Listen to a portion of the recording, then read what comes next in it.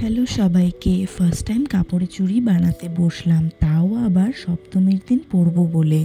বানাতে বসেছিলাম ষষ্ঠীর রাত 11টার দিকে।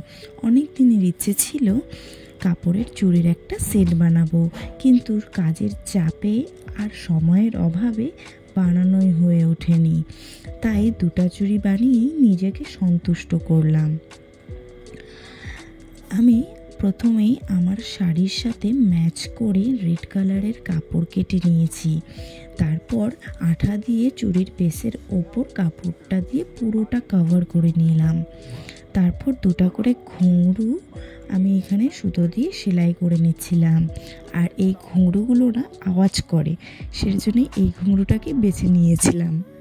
আর যেভাবে বানাচ্ছি একদম সিম্পল একটা প্রসেস। এভাবে আমি আরেকটা চুড়ি বানিয়ে নিয়েছি। তারপর আমি হোয়াইট কালারের চুড়ি দিয়ে একটা সেট বানিয়ে পরে নিলাম। কেমন লাগলো জানিও। তাহলে আজ আসি, টাটা।